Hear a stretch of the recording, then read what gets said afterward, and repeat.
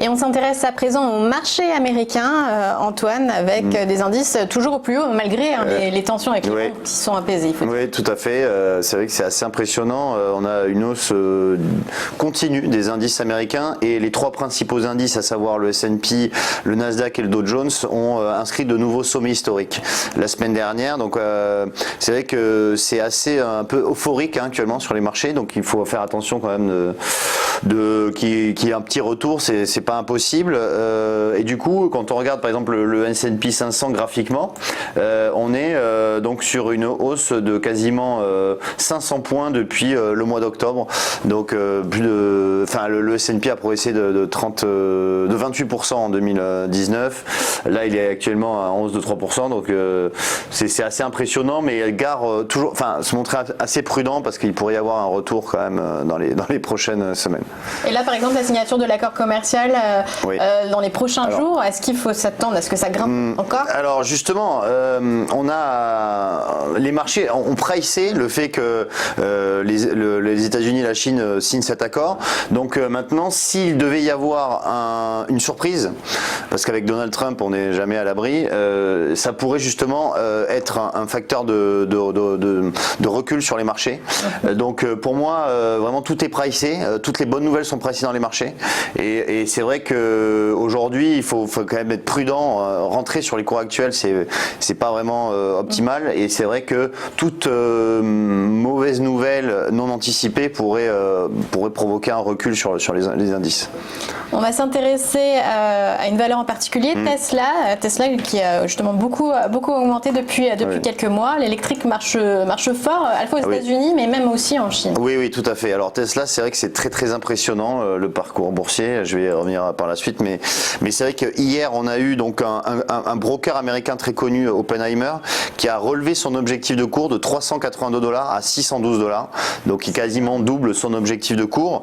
Et puis c'est vrai qu'on a eu des gains. Le parcours boursier est dû au fait que les Chinois souhaitent donc augmenter les subventions pour les véhicules électriques. On sait très bien que la Chine, c'est un peu le nerf de la guerre pour les constructeurs automobiles. Et c'est en baisse justement cette année. Voilà. Et on s'attend à ce qu'il y ait une reprise. Oui, tout à fait. Oui. Et c'est vrai qu'en plus Tesla a augmenté ses livraisons en 2019 de véhicules. Et ça, c'était aussi le problème de Tesla, c'est qu'il livrait pas à temps. Était toujours en baisse par rapport à la livraison de ces véhicules. Et là, pour le coup, on a le constructeur qui devrait livrer 367 véhicules, sachant que 367 000 véhicules, sachant qu'on attendait plutôt 350 000. Donc on est au-dessus du consensus. Et du coup, on a un parcours boursier extrêmement impressionnant, puisque aujourd'hui, hier, à la clôture, on a progressé de 10% sur le titre à 524 $. Mais si on regarde l'historique, on est par exemple au plus bas, on était en juin à 180 $. Donc on a un titre qui a fait quasiment x3 en l'espace de 7-8 mois. Donc c'est quand même c'est très très impressionnant. Voilà, c'est jusqu'où ça va aller. Ça paraît suracheté actuellement, mais bon, c'est à noter quand même que le titre progresse de manière très très forte à court terme. Et maintenant, on s'intéresse à Tilray. Tilray qui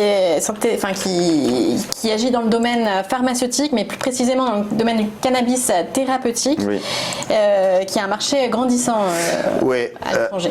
Oui, tout à fait. En Amérique du Nord, en fait, on a 40 États aux États-Unis qui ont légalisé le cannabis thérapeutique. Et Tilray, c'est une des plus grosses sociétés américaines qui produit et exporte du cannabis médicinal. Et du coup, on a la Tilray qui a annoncé cette semaine avoir signé un accord avec Israël pour la première exportation de cannabis médicinal vers ce pays à 2,5 tonnes d'exportation, donc vers une société qui s'appelle Canadoc. Et du coup, ça a fait bondir le titre qui a pris 11% hier. Et par conséquent, c'est la première importation en Israël de cannabis qui Israël également autorise le cannabis thérapeutique. Par conséquent, on a un titre qui progresse fortement et c'est vrai que lorsqu'on regarde le graphique de Tilray, on a un titre qui s'est replié de manière significative depuis plusieurs mois et on a, semble-t-il, là le début d'un rebond à court terme qui pourrait se prolonger, pourquoi pas vers le niveau de résistance à 19,50 $. Oui, donc avec de nouvelles opportunités peut-être. Oui. Merci pour ce tour d'horizon des marchés américains et on se retrouve pour l'actif à la loupe.